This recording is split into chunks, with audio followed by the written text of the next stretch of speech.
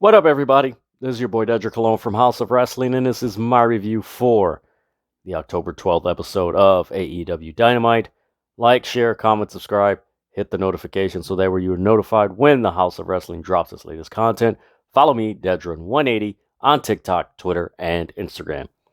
Tonight's AEW Dynamite from Toronto, the first show in Canada. This was a very good show. It was a complete 180 from last week's show. Of course, last week's show was overshadowed by backstage drama and a reported brawl interaction between Sammy Guevara and Andrade El Idolo. But tonight's episode, it was fun. Was it perfect? No, it wasn't perfect. I don't think honestly, there's no perfect wrestling show. If you want a perfect wrestling show, then you're going to have to go to another planet to get a good, perfect wrestling show, because there's not one perfect wrestling show. But man, tonight's episode of AEW Dynamite, I enjoyed it. I had fun. It didn't feel like last week where it was just this really dark cloud over it, where it was just like you want to get into it, but because you're aware of what's happening, it just takes away from it, and just a lot of things took away from last week's show. And this week, man, this was so much fun. This was so much fun. It was enjoyable. It was watchable. A few things that I did notice in this show that was kind of, how do I put it? Annoying to some extent. And one of the big issues that I saw was the audio. I don't know if it happened to you, but for me, it was like the audio was inconsistent. There were times where the crowd was chanting, and it sounded like the crowd was chanting closer to the announcers, and like it was just far away, and the levels were going up and down. Like it was just really, really inconsistent. Nothing compared to the audio issues that they had previously in the first 2 years. They were just like, man, it's gotta work that out. But no, in spite of that, this was a very fun show. Before I get into the show, I'm gonna give you guys the results. We had Luchasaurus defeat Jungle Boy. We had Wardlow and Samoa Joe, or War Joe, I believe that's what they call him. They defeated QT Marshall and Nick Camarado. You had Swerve Strickland defeat Billy Gunn. You had Chris Jericho retain the ROH Championship, defeating Bryan Danielson. You had Hikaru Shida and Toni Storm. They defeated Britt Baker and Jamie Hayter. And in the main event, you had Orange Cassidy defeat Pock to become the new AEW All-Atlantic Champion. Well-deserved. I mean, he hasn't been successful his first 8 tries at any championship, so this was fun. So that was the results for AEW Dynamite in Toronto. I do got to say, this Toronto crowd made the show. And any of you guys who watch my reviews, you know I'm really big on the crowd in the arena. If the crowd is into it, that's so infectious as a viewer, because you're just like, man, okay, what's going on here, man? This crowd's like really, like, the crowd is a big part of the show. And, if the crowd's very animated and alive and, very vocal, like, it just adds so much that you just, man, I can't turn away. I don't want to miss. They're very attentive and alert. There was a part where MJF was in the skybox and you've seen the crowd look up. It's like, all those things just add for a fun wrestling show, no matter what the promotion is. It's just fun. And man, kudos to AEW for putting on the show. They needed a show like this. They needed a show like this after last week. Dynamite was just, like I said, it was overshadowed by the Sammy Guevara, Andrade Idolo situation. And then, of course, you had Rampage and Battle of the Belts. And it was okay, but it just, didn't click. It did not click or anything, but this week it was fun, and I will get into what was fun about it and little things that I noticed about it. But I do gotta say, they started the show off probably as perfectly you could have started in Toronto, your first show in Canada. Renee Paquette, yes, formerly from WWE, formerly known as Renee Young. She is signed with All Elite Wrestling, and she comes out to a big ovation. The crowd's chanting. She introduces Christian Cage. I know a few people had an issue that she got interrupted because, look, man, like, if we're nitpicking about interviews and stuff like that, like, come on, give it a break, man. Come on, just scale it in a little bit. Just let it breathe. It's not, just let it be. But no, it felt really organic, and she did a very good job doing the interviews. And it brought, I can say it brought some stability to the backstage interviews. You could tell she had, like, she was very fluid. I didn't notice any mishaps she made. Maybe the talent got to get used to her and stuff like that, but she was very fluid, considering this was her first time on AEW television live. This wasn't pre-taped or anything. This was live, and very good job. So she comes out, Christian Cage says he's the face of Toronto and Canada. It's almost as certain as the Maple Leafs losing in the first round, giving a shot at Toronto. Like, come on, man. That's, like, he had to do it. And then we go straight into the Luchasaurus Jungle Boy Jack Perry match, and that's a key thing to pay attention to. Of course, it was subtly mentioned, like last year with Jim Ross, like, hey, Jungle Boy Jack Perry, and they would just refer to him on the nameplate Jungle Boy. But now they slowly have been mentioning Jungle Boy Jack Perry. So eventually we might just see him transition into Jack Perry instead of Jungle Boy, which is rightfully so. Let's face it. He's a grown man. He should be out of that boy phase. Even though Shawn Michaels was known and probably still mentioned as the Heartbreak Kid, which is like, Shawn Michaels is in his 50s. Like, he's not a kid anymore, but yeah, it's wrestling. Things slide. But man, the few things that stood out to me in this match was, one, the crowd was into Jungle Boy's entrance. The Hurricane Rana that Jack Perry executed on Luchasaurus on the outside of the ring. The dive that Jack Perry did through the ropes to execute a Canadian Destroyer onto the table.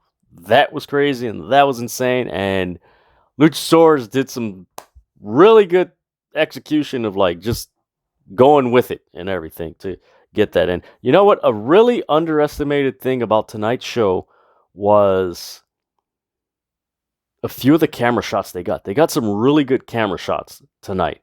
Not all of it was great, but they really got some good ones, like some really good ones. And kudos to AEW.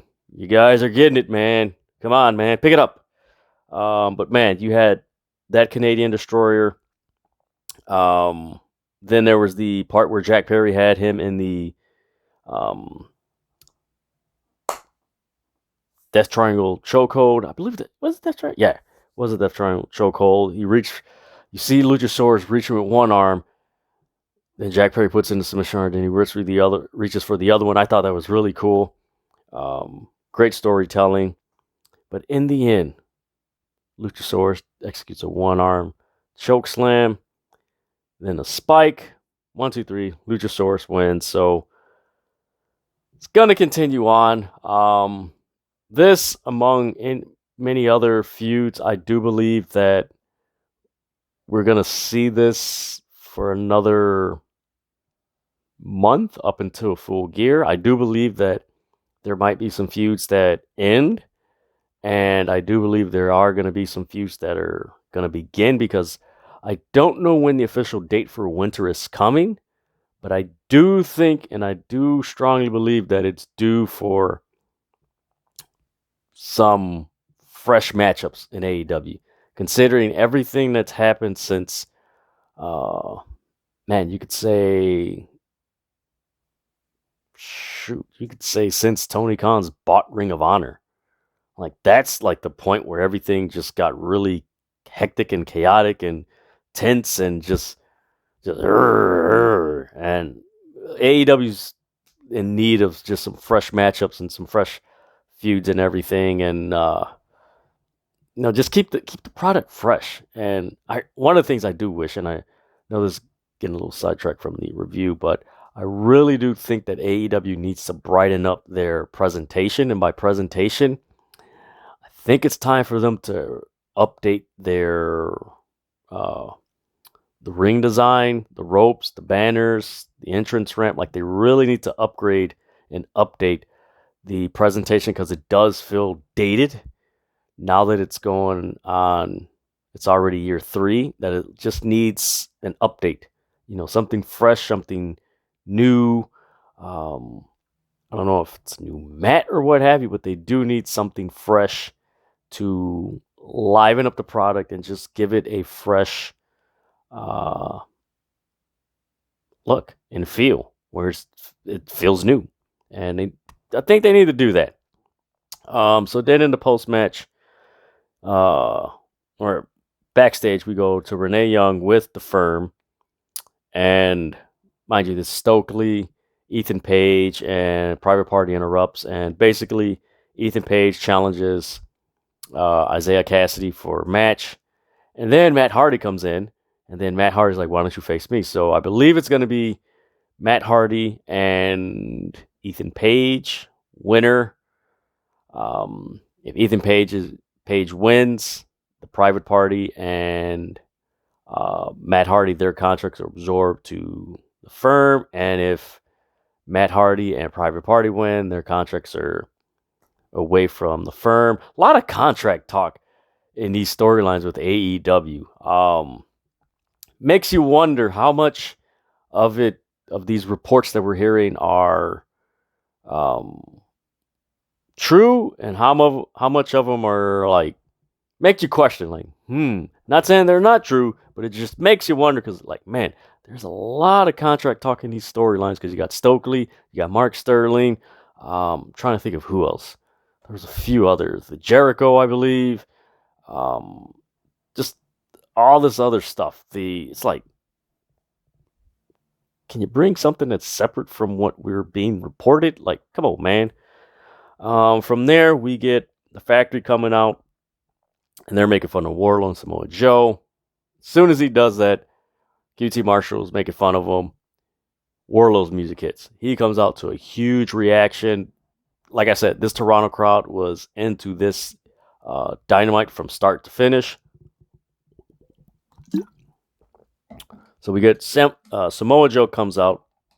It was basically kind of like a really quick squash match. Like I said, there was loud Wardlow chants in this, like, that guy's over. You had a few instances where he executed a clothesline on QT Marshall and everything, and there was a point where Samoa Joe was holding QT Marshall's legs, and this man Wardlow executed a Senton bomb on QT Marshall. Wardlow got a bright future, man. That dude, that boy, is a big boy. That guy he's money. He's money. Just keep building him up, AEW, and you got box office with that guy. Then Samoa Joe puts in a submission hold. They win. Then, post-match, you get Wardlow executing the Powerbomb Symphony on Aaron Solo. The Embassy comes out. You got Brian Cage. He's talking. He's like, you guys, suck your nose in our business. FTR, if they were here, we'd beat them up, blah, blah, blah. FTR comes out, and they get a massive crowd reaction from the Toronto crowd. And, bunch of FTR chants. Like I said, this crowd was eating up everything that AEW got. And it just made the show just more enjoyable and more watchable and everything. And all of a sudden you see Dax. He's like, we could challenge you, and they're talking about numbers. I believe how many times they won a title or what have you, and you see Cash and Dax where they're counting, and then you just see in the back on the video screen, you see the number 10. And yes, Shawn Spears has returned. They did refer to the Pinnacle. So my question is are we getting a new revamped Pinnacle, but Samoa Joe is like the leader? Because you got Samoa Joe, FTR, Wardlow, and Shawn Spears. It's like they reformed the Pinnacle, but with a new leader. So it's really interesting how that plays out and where this goes. I'm intrigued with that. The Embassy is still, for me, is going to take some getting used to. It doesn't feel rushed because a lot of these guys have been wrestling on Dark and Dark Elevation, and of course they've been wrestling on the Indies and stuff like that. So for me, it's just getting time to get used to them. Brian Cage, I love Brian Cage's matches, man. That guy, he's cool. He's cool. I have no issue with him. That guy is fun. It's good to see him back on TV. But it is going to take some time to get used to their manager, Khan, and Tio Leone. Getting used to those guys as a collective group on AEW television. We'll see what happens in the next 3 months if Ring of Honor has a streaming deal or if something's reformatted as far as Dark or Dark Elevation. So yeah, it's going to take some time to get used to it, but really interested to see, like, they keep referring to the Pinnacle and Samoa Joe's with them. So how is this working together? But it's very intriguing, and it does pique a lot of people's curiosity, including mine. Then we had Tony Schiavone, who was backstage with Chris Jericho, Angelo Parker, and Matt Menard. They were just basically hyping up their match with Bryan Danielson. And then we get Swerve Strickland versus Billy Gunn. Swerve Strickland is going to be one of the top heels in AEW, and I would not be surprised if within the next calendar year, we have an MJF Swerve Strickland match, and it might be Swerve Strickland as the heel and MJF as the face. I would not be surprised if that happens because you're starting to see guys really showcase their charisma and personality, and it's really evident now. It's not like, okay, there's potential. Now you're starting to see the guys that we were saying that had potential are now starting to show personality, and like, no, we want to see them every week. And case in point, Swerve Strickland and daddy ass Billy Gunn, who's the manager of the Acclaimed, who were super over, which when they came out to a huge crowd reaction. You had Max Caster make a reference to the Prime Minister of Canada. The Acclaimed are over. They are over, and this was so cool because you heard the loud chants. It was good to see Billy Gunn in the ring, just doing this thing. Like, he didn't do too much, didn't do too little. Like, it was just so good. This was fun. One of the cool things about this match was the line by Taz.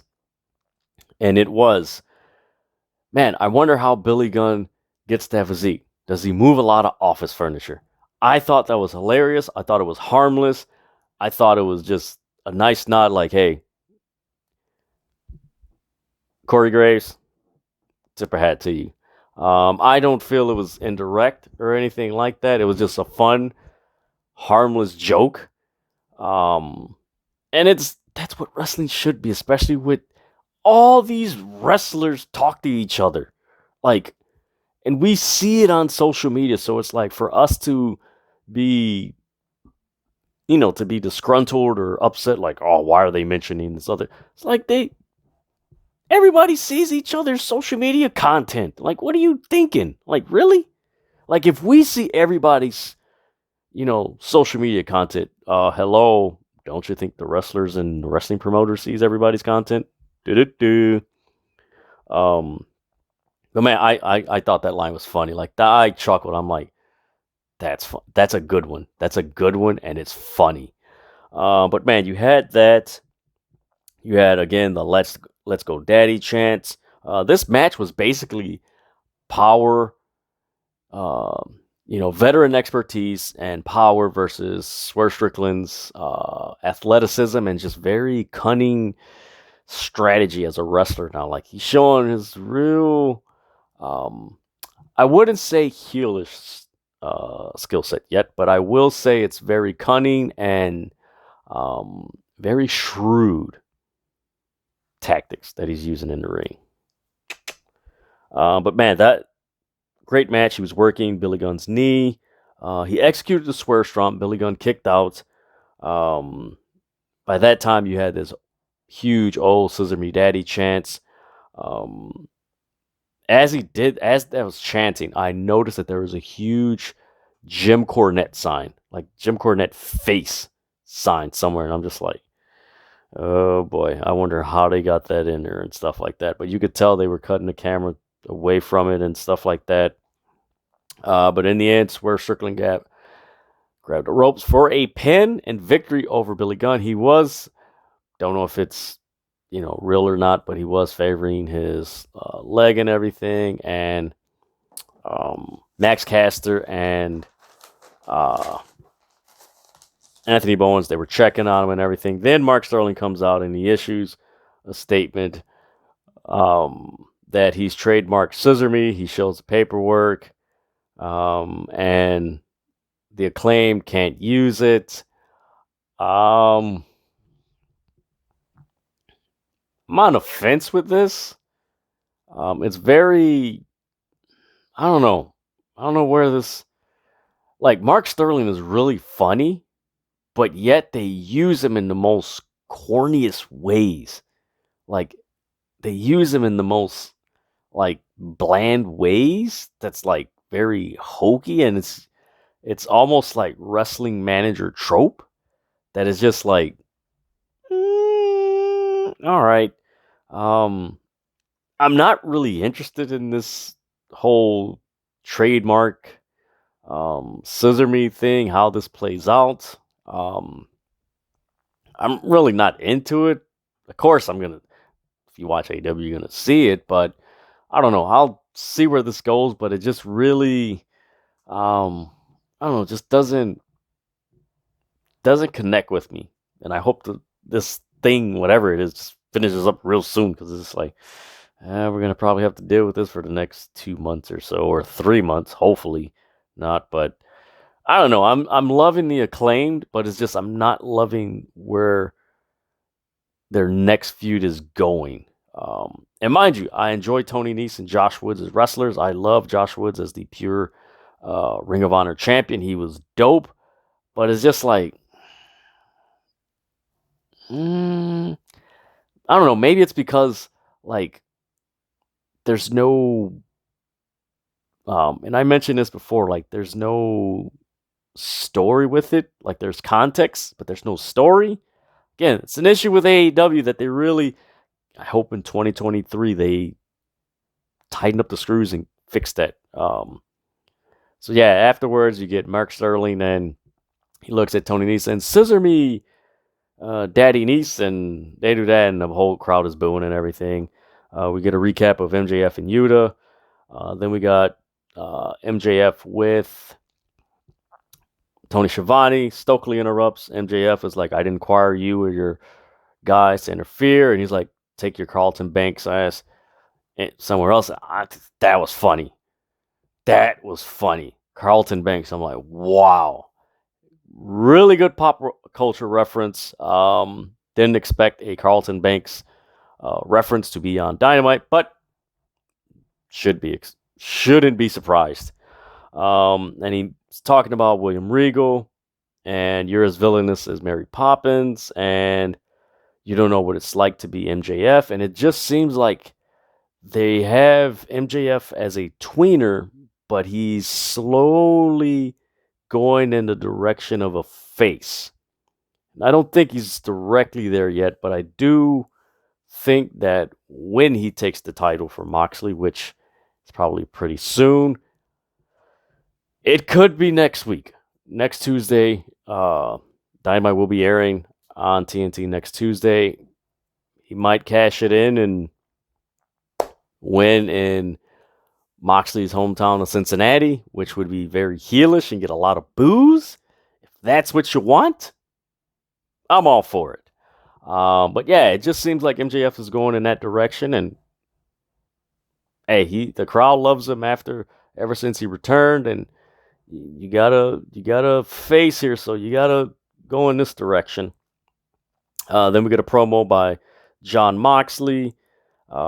Excalibur mentions, this is pretty interesting, Jimi Hendrix closed out his set in the arena that AEW Dynamite was held in Toronto, and the last song he sung was Wild Thing in 1969. So he mentioned it. I haven't checked out to see if it's accurate. Please comment below if it is accurate that Jimi Hendrix played in Toronto in 1969 in that stadium and closed out with Wild Thing. I really want to know that fact. Hangman Page comes out to a loud reaction, and as they're talking, MJF is looking on, and you get the crowd just looking, and I gotta say, this promo by Hangman Page, this felt real, it felt authentic, and for me personally, watching Hangman Page this whole time in AEW, this was probably his best promo that he's given. And one line that he mentioned that everyone just said, "Ooh," and he mentioned that the Dark Order, we lost the 6-man tag titles.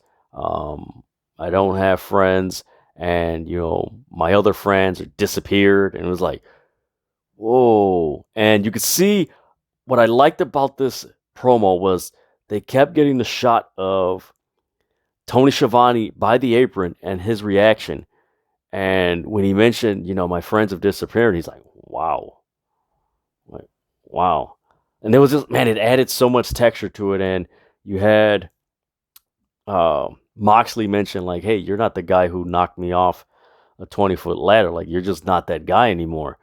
And it's interesting where this might go. Not so much the Moxley Hangman Page match, but more so, where are they going to go with Hangman Page? Like, where is this going? I've been saying it for a while. I think it's time for Hangman Page to turn heel, and whenever they do decide to bring back the Young Bucks and Omega, honestly, right now, the way the landscape is, they need to bring them back. They need to put them together, and they need to bring them back as heels. I know, oh no, not heels, but it's, and like AEW has a lot of faces right now, and you have MJF, which is your best heel, but he's like a tweener that's getting cheered. So it just seems that might be something that they might have to go in whenever they decide to bring the Young Bucks and Kenny Omega back. Like, you might need to put Hangman Page with the Young Bucks and Omega as that group of guys that, they call themselves the Elite, and might be best to put them there because look at the landscape of AEW. Like, it might fit. I don't know. Let me know what you guys think. Comment below. That's what I think. If they do bring them back with faces, I wouldn't be surprised if they bring them back as faces. That it could be, but it's hard considering what happened at All Out and how the crowd will react. Maybe I would have to see the first time they come back how the crowd reacts to them. To see where do they fit as faces or heels. I think that would be the best thing, but I don't know. I'm looking forward to that Hangman Page Moxley match because it's going to be something special. Then we get the Bryan Danielson Chris Jericho match. The crowd was singing Judas during the match. Like, I'm not talking about like, oh, he came out because they had the Judas intro, and then of course it switched to the Lionheart theme. I'm talking about maybe a minute, 2 minutes into the match, the crowd is singing Judas, and they're singing it loud and in sync and with lyrics. They're not singing Judas in my mind. They're singing, I believe, the first chord, like the first section of the song. They're just singing, and it's like, what? What? Man, this Toronto crowd is into it. Um, another interesting point of this match that I really stuck out to me was when the crowd was booing Bryan Danielson as he performed. The Boston crowd, I don't know if it was an audible call or they already had this plan that Chris Jericho was going to defeat Bryan Danielson. But as this match was going on, me personally, I wanted Danielson to win the ROH title because it's like, okay, Jericho's cool, but like I really would like to see Bryan Danielson win the title.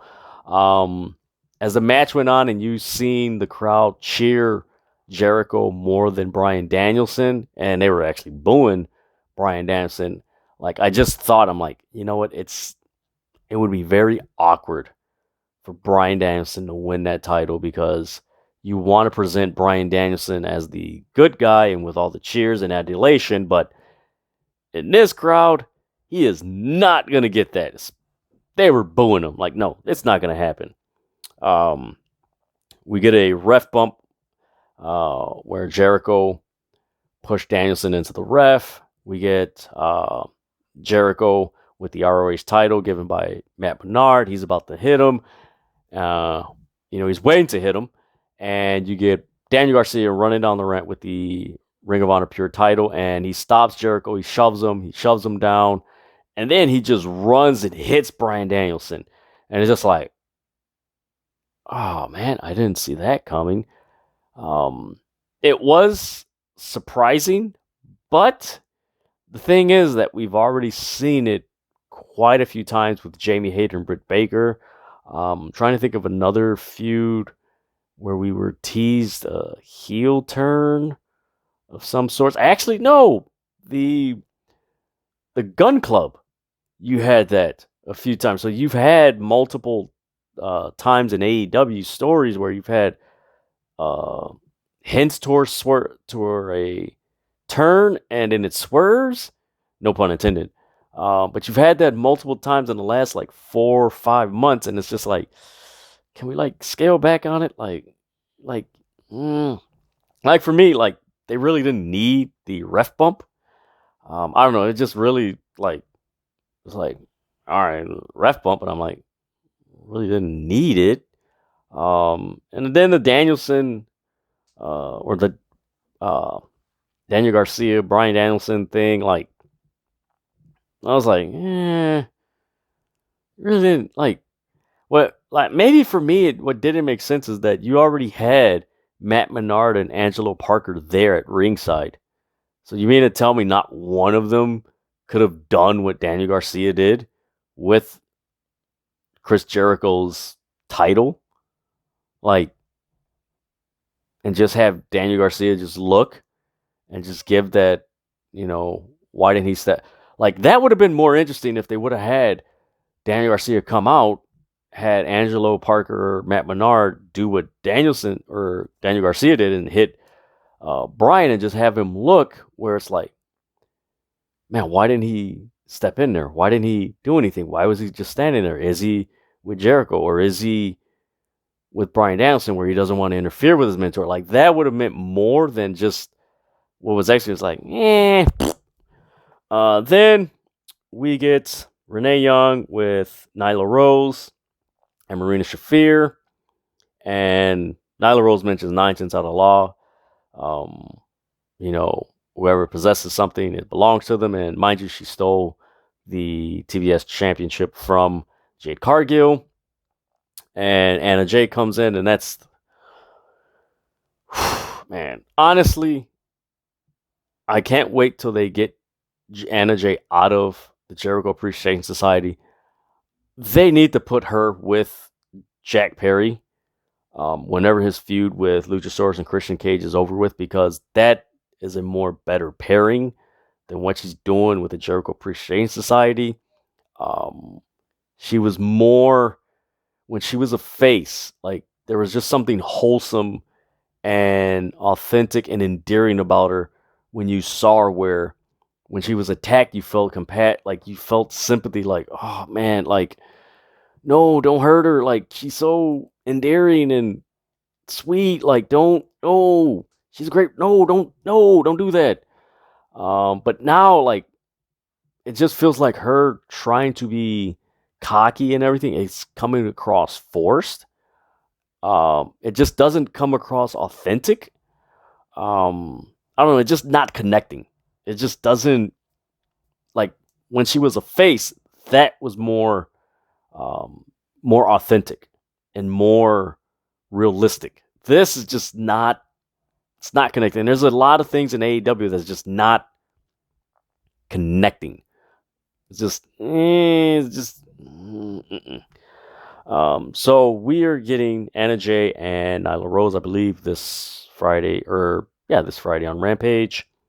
Then we had the women's tag team match, Shida and Toni Storm versus Britt Baker and Jamie Hayter. Starting off the match, Jamie Hayter and Toni Storm, physical, man. Every time these women are in a match, man, they do not hold back. And every time Jamie Hayter and Toni Storm execute the running hip thrust in the corner, man, that is so vicious and nasty, man. Like, every time you see their hip hit the turnbuckle and the wrestler's head, like, I just get cringe. I'm just like, damn, it has to hurt. So you had that. You had Brit. At one point, she stopped Toni from doing the hip thrust, which really changed the match from that point, which I thought was smart. It was like, okay.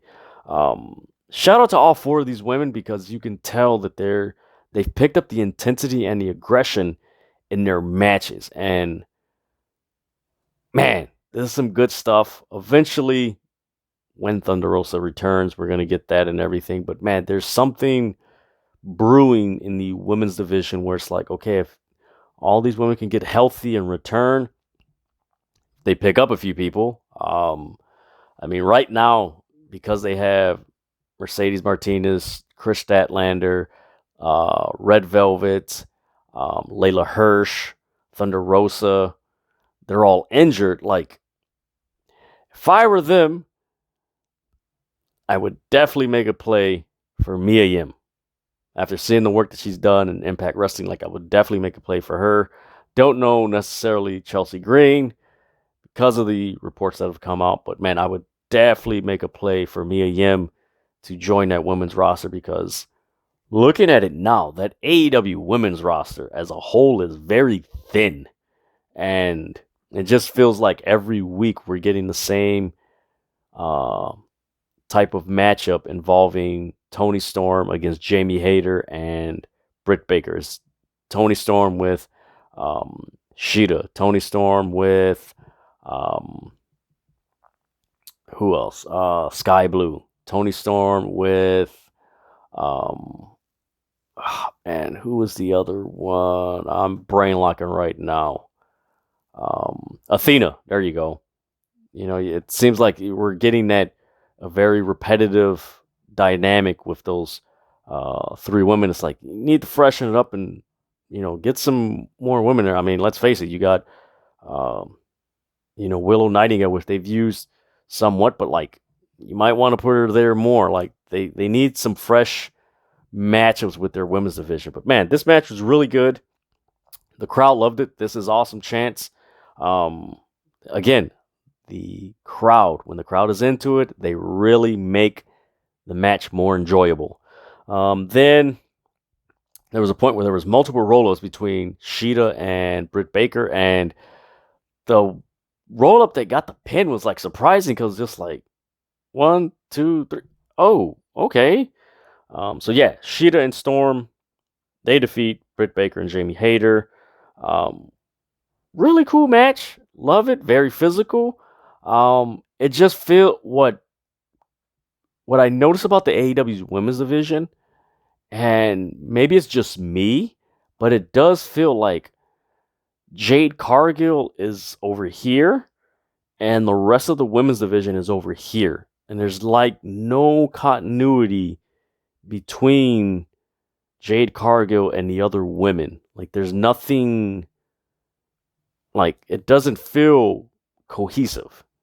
I don't want to use WWE as an example, but granted, they have two women's titles, but yet at the same time, it does feel somewhat cohesive, even though they're separate. And it just feels that way with AEW, like it's just not cohesive with how they're using Jade Cargill. It's like she's on an island from the rest of the women, and we've barely seen anybody mention, like, hey, let's go after Jade Cargill's title. It's just really weird how that is.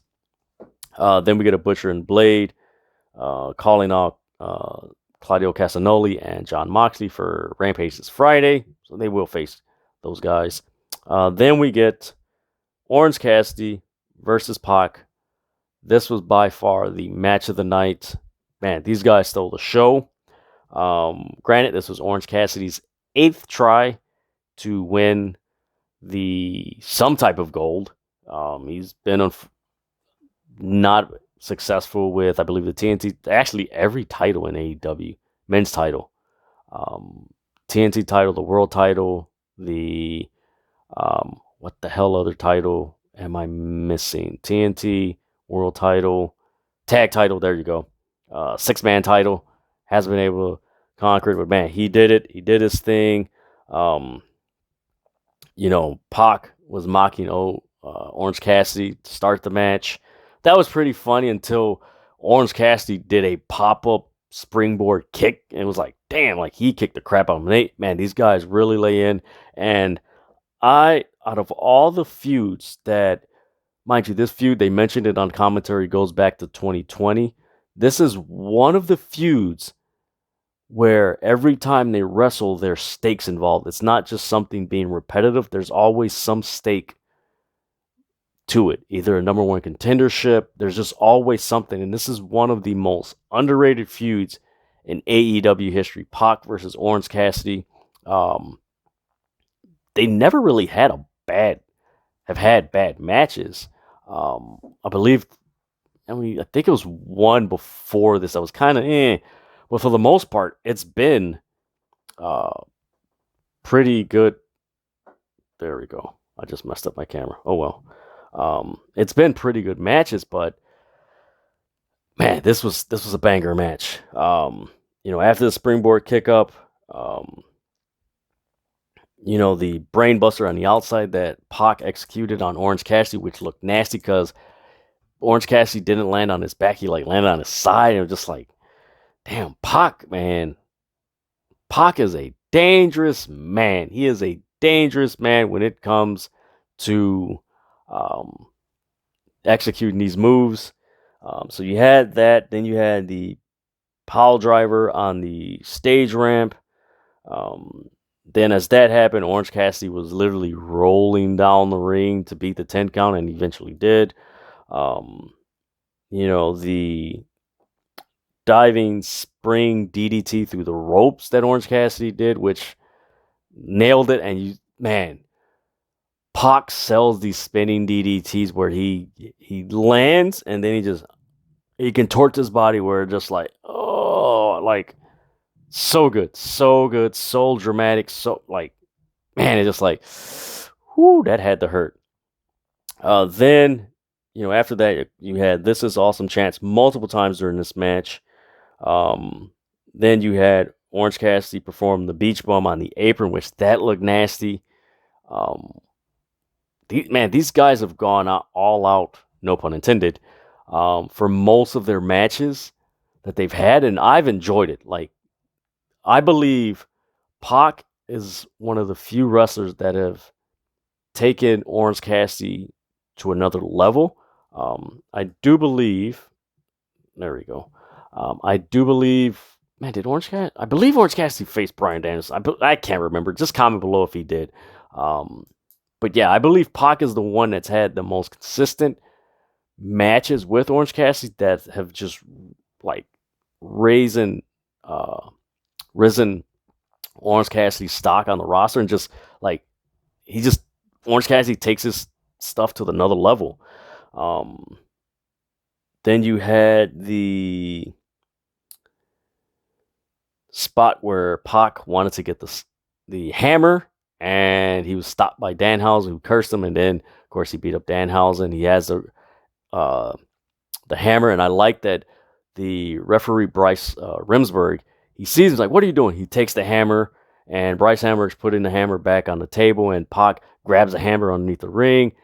He's looking to hit Orange Cassidy, and as he's attempting to hit him, Orange Cassidy hits him with a Superman punch, knocks him out, and Pac drops the hammer. And it's a little detail I loved about this is that Bryce Rimberg looks at the hammer. He's like, "What the hell is this guy?"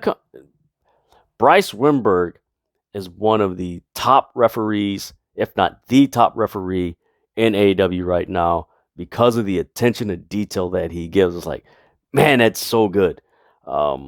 Eventually, Pac, Orange Cassidy did numerous Superman punches, pins him 1, 2, 3. Orange Cassidy is the new AEW All Atlantic champion. That crowd went nuts. Confetti came down. A lot of people were so happy that he finally gets his first AEW championship. Well deserved. The guy's been a staple and an anchor of AEW since its inception. This was fun. This was a great match.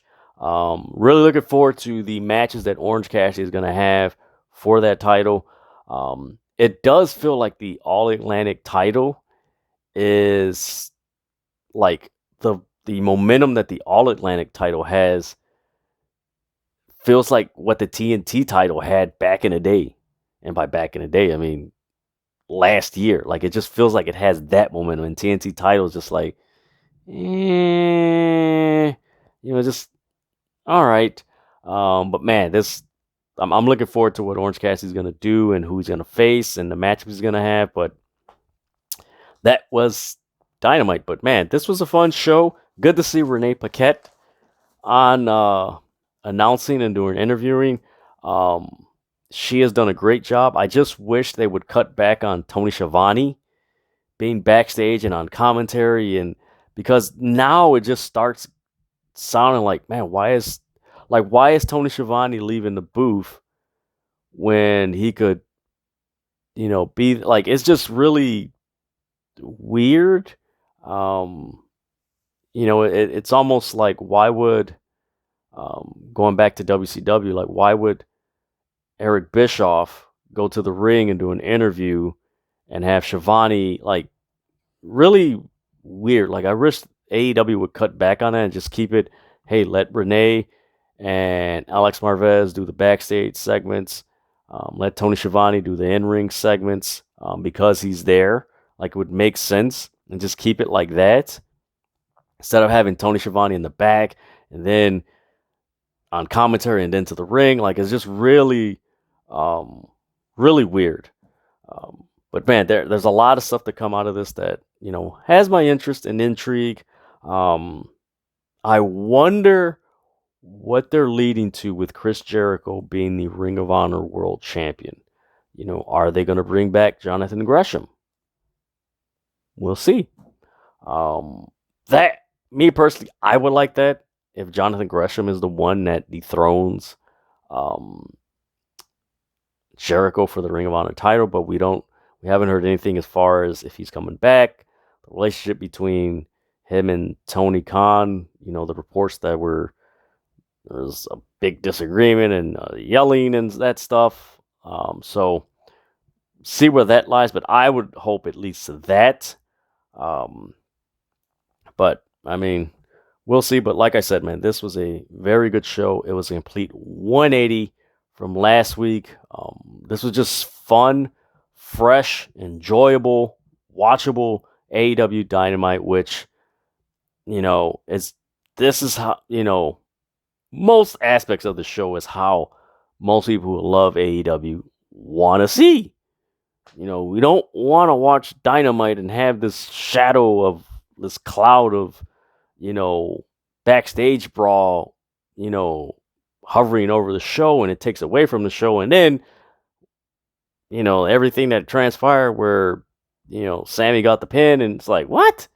Like, huh? Like, it really gave off a very negative vibes and negative presentation. But tonight was really fun. It ends with Orange Cassidy getting his first title, so that's good. So that is my review for the October 12th episode of AEW Dynamite from Toronto. Yes, their first show. Like, share, comment, subscribe, hit the notification so that way you are notified when House of Wrestling drops its latest content. Follow me, Dedrian180, on TikTok, Twitter, and Instagram. And with that, I believe we got more wrestling. Oh, we don't. I don't know if we have wrestling this weekend, but we do have wrestling tomorrow with Impact Wrestling, and we have, I believe, NWA Power on YouTube, SmackDown, Rampage. There's always wrestling, and then New Japan Strong on Saturday. So there's wrestling all times of every day, pretty much. So with that, I'm out.